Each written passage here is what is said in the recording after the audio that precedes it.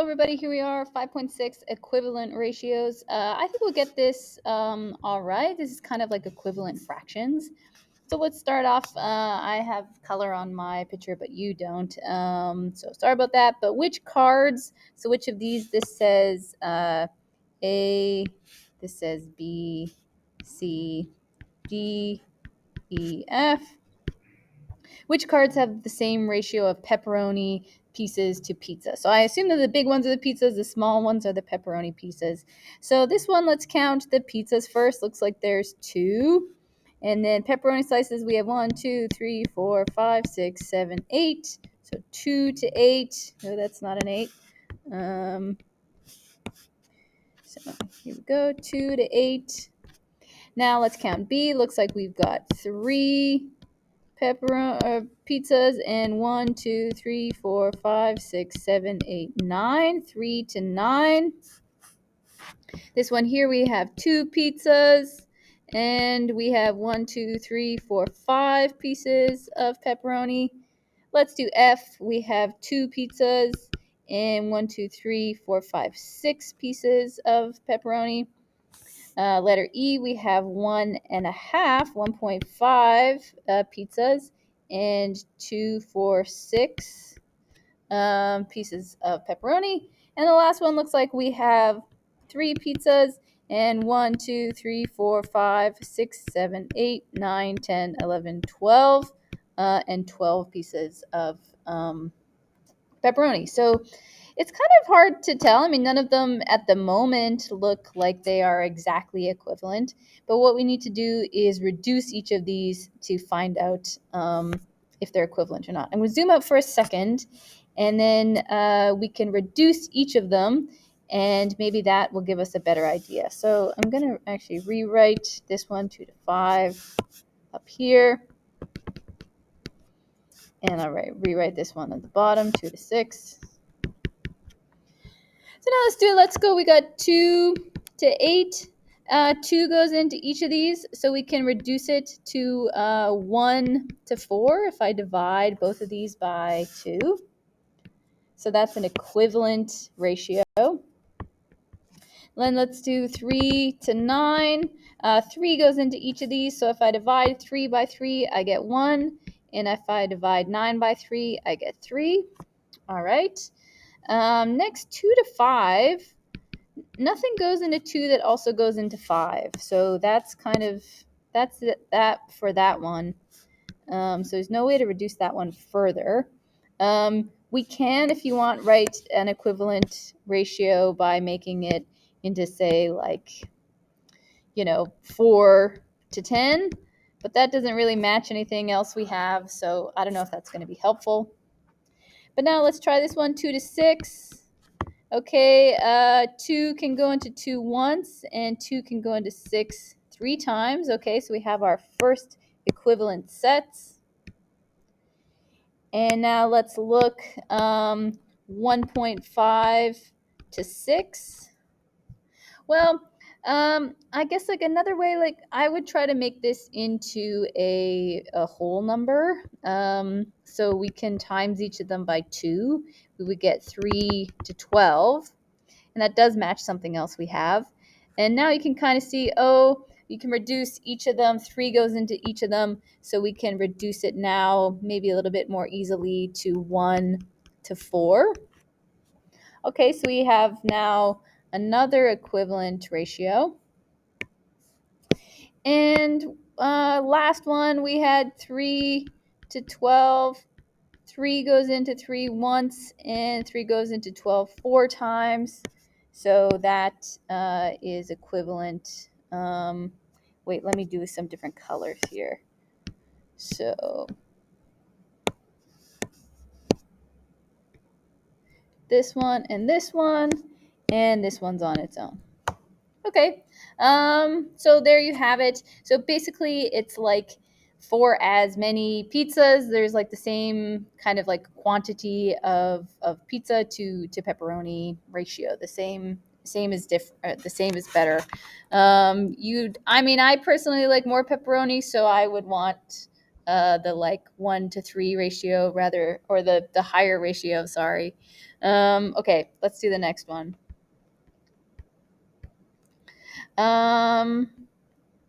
It's not a very good ratio. I feel like you want more than 4 pepperoni on your pizza. Okay, we're moving on. Here we go. An equivalent ratio can be formed by multiplying or dividing the terms of a ratio by the same number. Okay, so we can show this with, now I think I'll zoom in now. So an equivalent, here we go. We can show this with the terms of the ratio in rows. So here we go 1 to 2 to 4 to 8 to 12 to 16 to 20. So in each you can see that you've times by 4. And then if you times 4 by 2, you get 8. If you times 4 by 3, you get 12.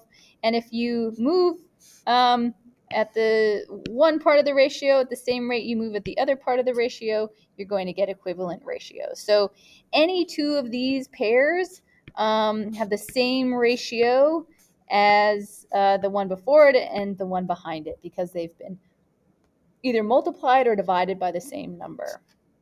So let's write 3 ratios equivalent to each ratio. So we just need to times each of these numbers by the same number or divide by the same number. I'm going to multiply because they don't have any common factors. So I don't know, if I divide by 2, I guess we could do that. You would get divided by 2, you would get 2 and 2.5. Okay, that works. But we can, say multiply each by 3 times 3 for each. You would get 12 to 15. If you multiply each by 4, say, you would get 16 to 20. And all of these are equivalent ratios. Let's do the next one. This one does have some common factors, so let's divide it. Let's start by just dividing each of them by 2. 18 divided by 2 is 9, and 12 divided by 2 is 6. Okay, from there I could see we can divide each by 3. I can see that 3 goes into each of these. 9 divided by 3 is 3, and 6 divided by 3 is 2. Now it's kind of in its simplest form because there's no numbers that go into each of these. So I don't know, let's multiply each by 5. Why not? We can multiply them by the same number. We get 15 to 10. So each of these are equivalent to each other. So each of these has the exact same proportion of one to the other.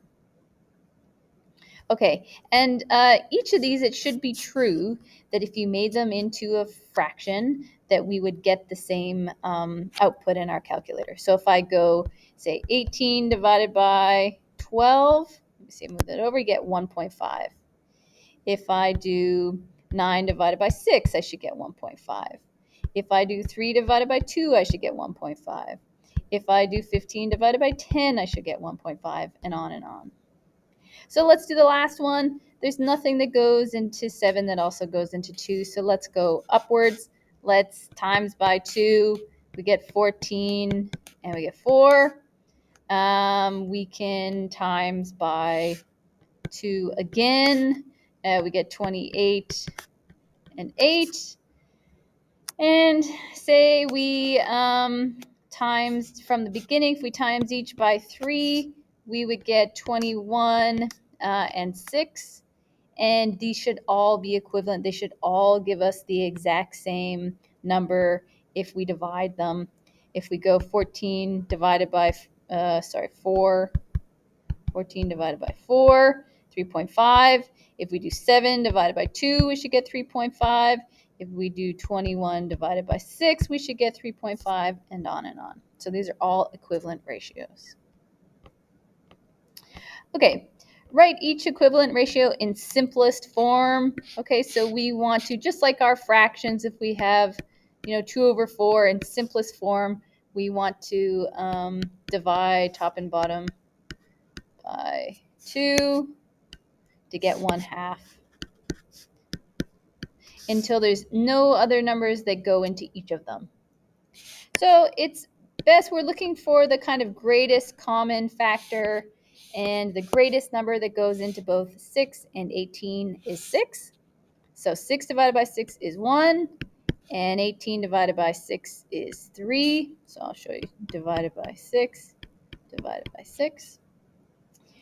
For 10 and 25, the greatest common factor, the greatest number that goes into each of these is going to be 5. So divided by 5, divided by 5. 10 divided by 5 is 2, and 25 divided by 5 is 5. And last one, you can do this for 3 as well. You still want to find the greatest common factor, the greatest number that goes into each of these, and that's 4. We're going to divide each of them by 4. 16 divided by 4 is 4. 12 divided by 4 is 3. And 20 divided by 4 is 5. Okay, so that's that one. Was there something else I was going to say about that? I can't remember. But here's what I do want to show you. I'm going to draw maybe the ratio of, I'm going to show you, say, 3 to 9. I'm going to draw 3 to 9 for you. So say we had 3 circles and we have 9 squares.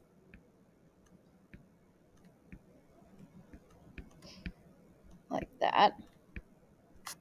So you can see it's true that we do have a 3 to 9 ratio, but if you look at each row as well, you can see that's where we get our 1 to 3 ratio. So you kind of have 1 to 3 3 times. Okay, so that's how, it's true that you have a 3 to 9 ratio, but you can kind of see when you look at it like this that you have a 1 to 3 ratio if you simplify it. Okay. Let's do the last question. Create a drawing of objects to match a ratio 1 to 3. Create another drawing of an equivalent ratio. Okay, so yeah, that's kind of, I guess, like what I just did, actually. So maybe I'll, last time I did the kitty cats. Kitty cat. 2 sandwiches. My sandwiches weren't that good last time. I'll try to draw them better. With some stuff in the middle and a toothpick. I need to draw 3 sandwiches, stuff in the middle, toothpick. Kind of looks like a birthday cake as well, maybe. So 3 sandwiches to 1 kitty cat. There you go, 1 to 3. And create another drawing with an equivalent ratio. I'm going to take this to mean I can draw other things. So maybe I'll do something simple this time, but you can do whatever you want. So an equivalent ratio, maybe I'm going to draw 2 sunshine, and 6 rain clouds. There you go. Beautiful.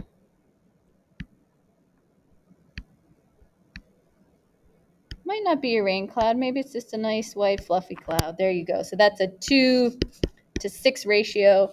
And as I pointed out before, you can kind of see, oh yeah, it is equivalent to 1 to 3 as well, because you can see it if you look at the rows like that.